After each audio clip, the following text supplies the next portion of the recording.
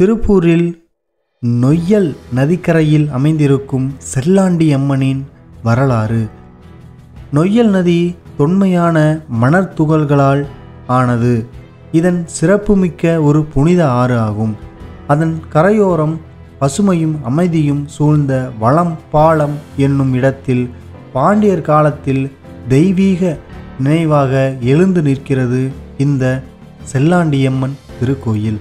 இந்த இடத்தில் அம்மனை வழிபடும்படி நம்மிடையே ஒரு சிறந்த வரலாறு பரவி கிடக்கிறது.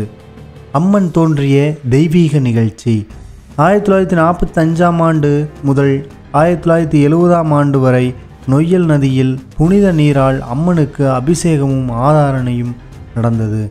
இந்த நதியின் பெயரே அதிசயம்தான். நொய் என்பது மென்மை, நுண்மை என்ற பொருள் தரும். இந்த நதி மணற்துகளில் நுண்மையால் தனக்கென ஒரு பெயர் பெற்றது. இந்த பூமிக்கே ஒரு புனிதத்தை பரிசு. இந்த நதியில் ஒரு புராணம் உள்ளது. 16 அடி உயரமுள்ள பாம்பு ஒன்று தங்கியிருப்பதாக நம்பப்படுகிறது. ஒவ்வொரு வருடமும் அக்னிகுண்ட திருவிழாவின் போது அந்த பாம்பு குண்டத்தின் வந்து காட்சி தருவதாக நம்பப்படுகிறது. இது ஒரு பரம அதிசய தெய்வீக நிகழ்வாக இன்றும் பக்தர்களால் நம்பப்படுகிறது. தெய்வீக கட்டிட அமைப்பு. செல்லாண்டியம்மன் 4 திருக்கரங்களுடன் நின்றிருக்கும் அபார தோற்றத்தின் காட்சி தருகிறாள். அவள் சுற்றியும் கம்பீரமான பூமி. இது சக்தியின் கம்பீர உருவாக்கத்தை குறிக்கிறது. அம்மனின் வாகனம் யாழி. அந்த வீரமும் பாதுகாப்பும் சமயத்தில் ஒரு வரப்பிரசாதம். இந்த திருக்கோயில் மட்டுமல்ல, அம்மனோடு இணைந்து பல தெய்வீக இடம் பெற்றுள்ளது.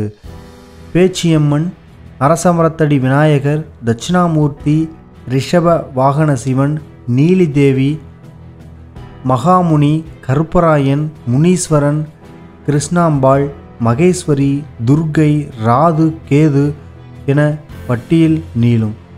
கோயிலின் தோன்றிய வரலாறு. ஒரு பாண்டியர் கால அதிசயம்.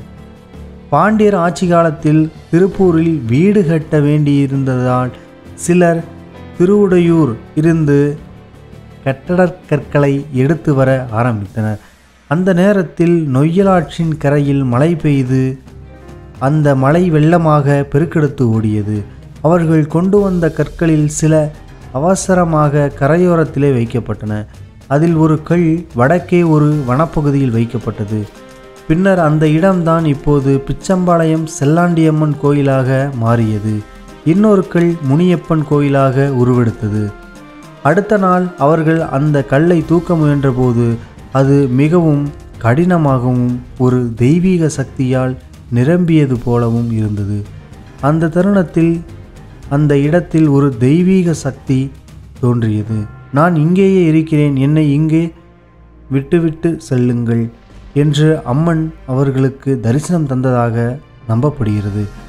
அந்த நாளிலிருந்தே அந்த இடம் தெய்வீக சக்தியாக காந்த பரப்பாகவும் மாறியது.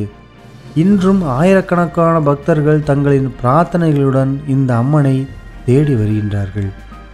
முடிவாக இந்த செல்லாண்டியம்மன் கோயில் வரலாறு ஆன்மீகமும் கலந்த உருவான ஒரு புனித பூமி.